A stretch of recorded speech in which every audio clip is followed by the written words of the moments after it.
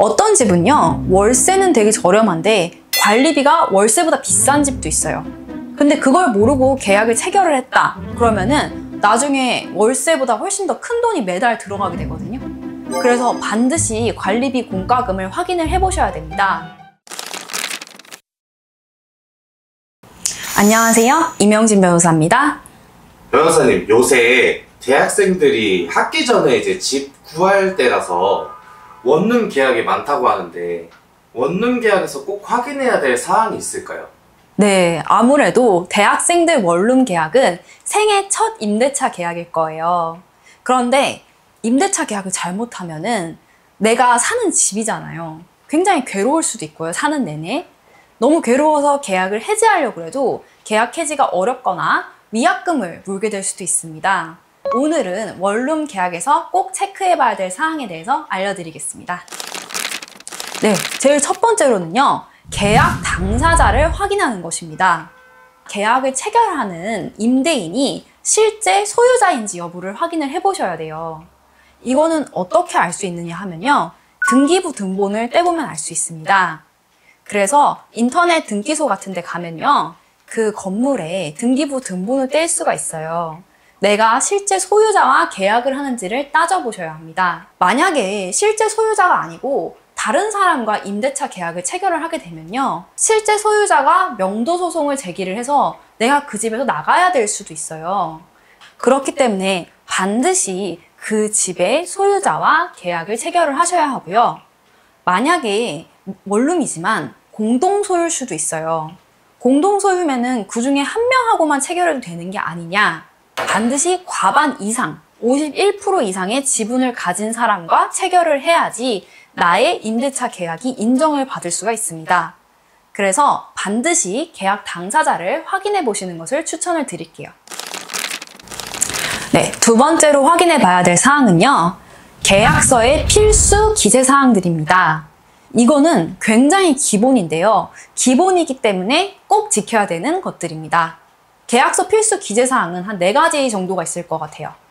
1번, 주택 소재지, 이 주택이 어디에 있는지. 2번은 보증금하고 월세 금액입니다. 세 번째로는 계약 기간입니다. 내가 언제부터 언제까지 살 건지요.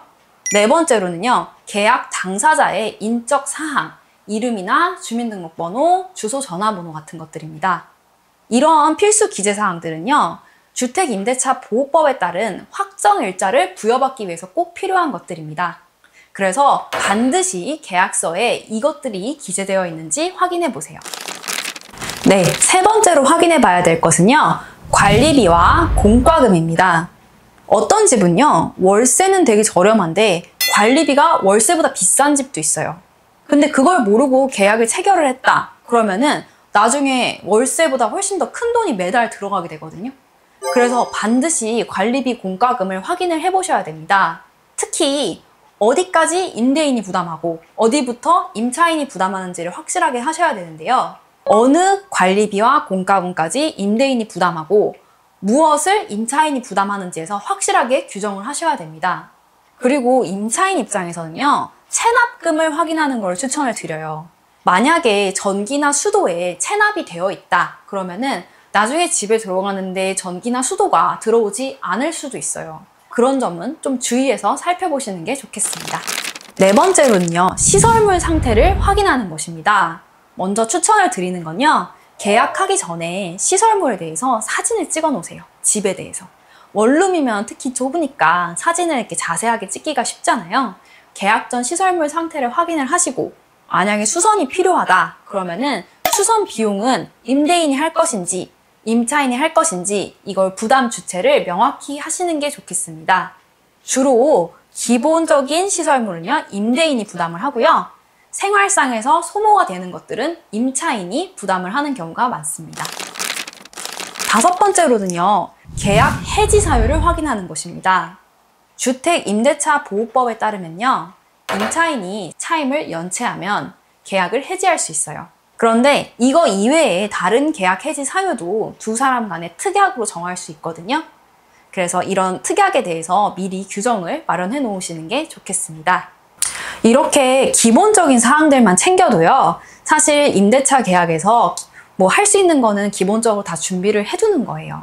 그런데 아무리 챙겨도, 그리고 아무리 뭐 공인중개사 거래를 하고 심지어는 변호사한테 계약서를 맡아도요, 문제가 생길 거는 문제가 또 생깁니다. 그래서 이런 뭐 전세 사기라던가 뭐 시설물 상태나 뭐 해지 뭐 이런 거에 따른 임대차 계약 분쟁은 사실 생길 수밖에 없어요. 그래서 이렇게 원룸 계약에서 꼭 확인할 사항을 했는데도 불구하고 분쟁이 생기셨을 때는요, 관련해서 변호사랑 상담을 꼭 하시는 게 좋습니다. 원룸 계약이나 임대차 계약 관련해서 궁금하신 점 혹은 문제가 있으실 때는요, 아래 번호로 연락을 주시면 친절하게 상담을 드리도록 하겠습니다.